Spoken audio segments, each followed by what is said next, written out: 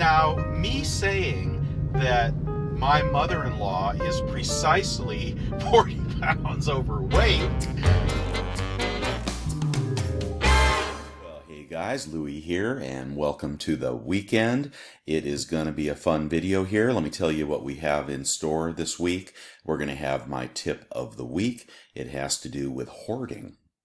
And then we are also going to look at some really neat new ingots I picked up. Actually, vintage ingots. So cool. You're going to love these. We'll talk a little bit about the new coins that are coming out, have come out last week. The 21 Libertads and the new Simpsons coin. A little bit more on silver versus Bitcoin. Yeah, silver ended the week strong. Bitcoin weak. And finally, a little rant I did in my car about the words that the U.S. Mint is choosing to clarify its statements. Okay, come on along. Let's get going. It's going to be fun. Okay, the tip of the week. Now, I think most of you guys already know this and have seen this, but the tip of the week is to stock up now. This is more of prepping advice, and you know I'm not a giant prepper, but I do know when prices are going up. And if you have gone shopping at the grocery store lately, you know that prices are probably up 50% in the last 3 months. Something like that, and they start by eliminating the sales. They start by eliminating the, buy two get one free. Then they reduce the package sizes, and before you know it, you're looking for that cheap can of ravioli, and it's not 99 cents anymore. It's $1.59. Or you're looking for a box of vanilla wafers. Used to be 2 for $3, and now they're $4.99. Meat, forget about it. Are you kidding? Did you try to buy meat for the 3-day weekend? Now I normally go to Vaughn's, Albertsons, and usually they have sales on the 3-day weekend. For some pretty good prices for some ribeyes or whatever you might be eating in the meat zone. This 3-day weekend, first time I can recall since I lived in this area that there were no sales at my local Vons for the 3-day weekend. And if there were any sales, you know what it was? It was the about to expire meat. So they raised the price of the ribeyes to $15 a pound. Now it's probably not that much where you are. I live in a populous area. But they raised the price to $15 a pound, and then when nobody buys them, when they get within 1 day or 2 days of their expiration, they drop them down to $9 a pound. Well, when they used to be $4.99, $5.99, $6.99 all day long. So meat is out of sight. Even hamburger was pretty high. But certainly the stuff that you'll really notice it on will be the hard goods. So as you stock up, and this is inflation, anybody that doesn't see it or doesn't acknowledge it is a complete fool. Anyone that thinks that it will reverse itself, well, of course it'll reverse itself somewhat, but it will never come back down to the prices we used to know. So now would be an excellent time if you live somewhere where they have not adjusted the prices yet. If they haven't gone back through the store and raised the price of everything, stop. Or if you can shop at a wholesale environment, stuff like tinfoil, toilet paper, soap, shampoo, razors, of course your canned goods, and anything you want to prep for food storage. Of course, keep in mind that it does expire. So that's my tip of the week. I won't linger on that, but prices are rocketing higher, not only for the actual goods, but the cost of labor is going up so fast that, of course, it's hard to attract people into the job. So wages are definitely going higher, and that will increase everything even more. That's my tip of the week. Stock up now.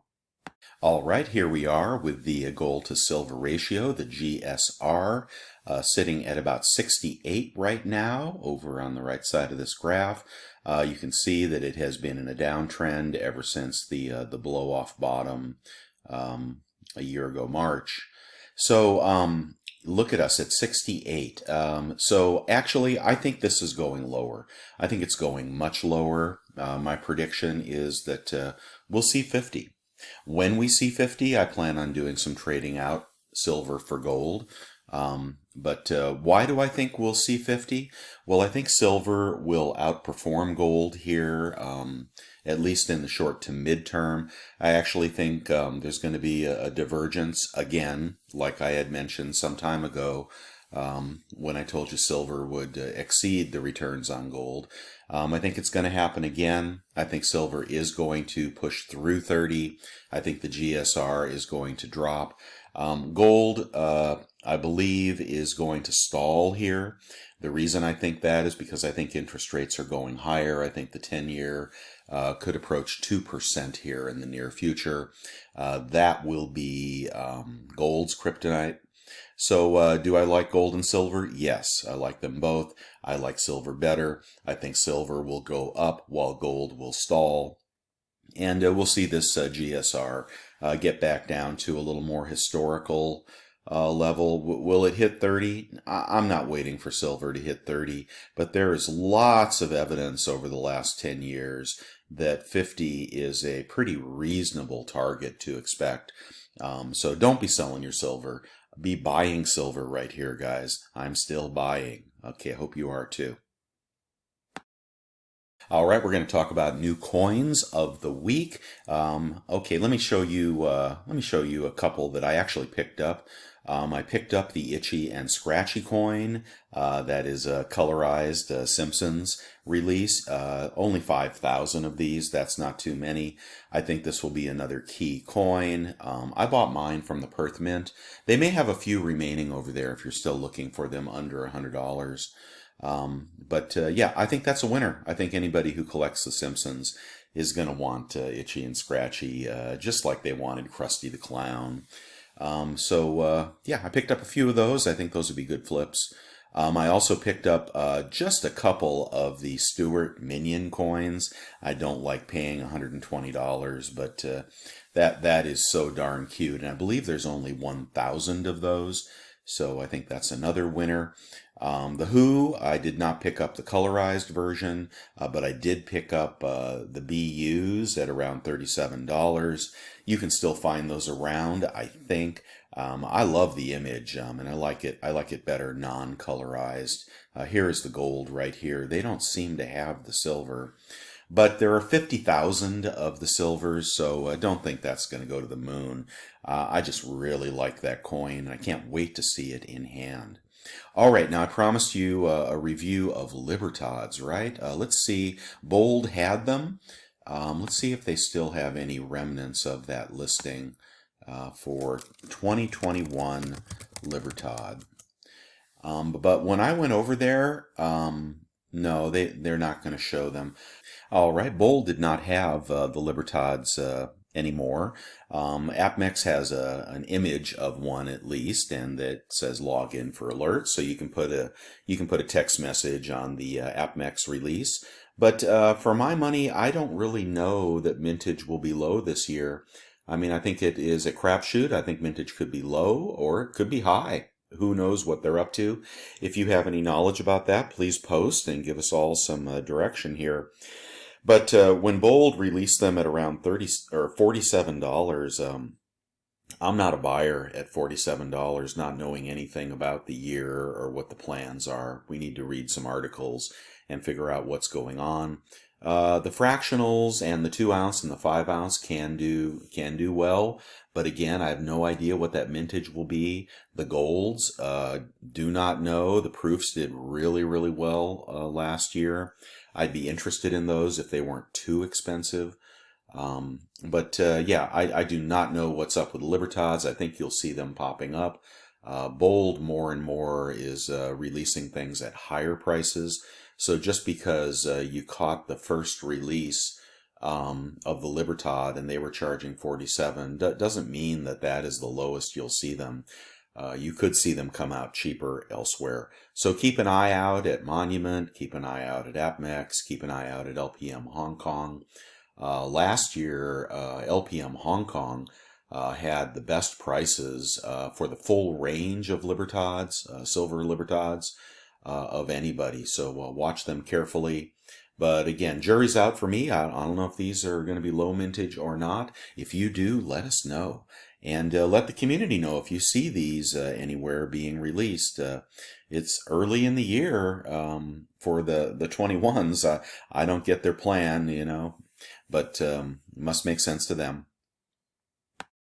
All right, now for my favorite part of the show, I'm going to unbox, about 150 ounces of silver here with some vintage stuff for I'll save for last. First off, we've got my Type 1 2021 Silver Eagles. Picked these up from a private seller on eBay who threw in two beautiful proof ATBs. So that was really, really nice. Got the cost down to, I think, about $37 a coin after my credit card rebates. That is why I like buying on eBay, because I can use my credit card and I get that 3.3% cash back. So there are the 2021s. These were sealed when I got them. I did take a look at these. That's a beautiful Type 1, and that is what I'm all about, collecting the Type 1s. Hope to sell those for more money down the road. So there are 40 more Silver Eagles and a couple of beautiful ATB proofs. I actually collect these, but haven't added to that collection in quite a while. Put that there. Okay, now let me start with the little bar. Look at this one. Yeah, man, that's what I'm talking about. That's what I really want to show you. All right, but we'll start off with this vintage 10-ounce bar here. Trying to keep my name out of the spotlight. Okay, so this is just a little 10-ounce bar I picked up on eBay for about 330 bucks. And I just liked it. I'm sorry. It's just like, what's wrong with $33 an ounce silver? Man, that is so reflective. Hold on. There it is. 10 ounces, Pioneer Mint. Good old bar. Good, honest old bar. Shiny fields. Got the old wagon train. And there is the 10 ounces. That was pulled out of somebody's melt bin, I'm sure, and I'm happy to have it in my stack. Anything old, historic, vintage at $33. I'll buy that all day long before I'll buy a tube of Buffaloes, and I hope you would too. I'm not saying that an LCS would necessarily pay you the same for this as they would a Buffalo, but you know, if you're selling retail, people love stuff like this. So there's a 10-ounce bar from the Pioneer Mint. Very nice. Just a kind of a I like it coin around. And here is the big kahuna. And oh my God, this is so heavy, it is ridiculous.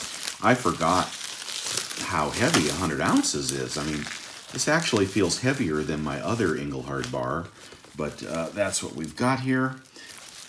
I think what I might do is pick up the camera, because I'm not doing a very good job of showing you what's up.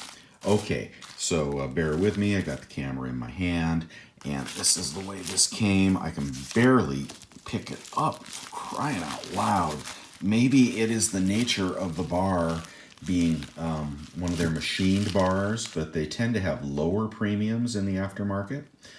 It's a P 300,000 or so bar. Just beautiful. I just love, you know, original, authentic.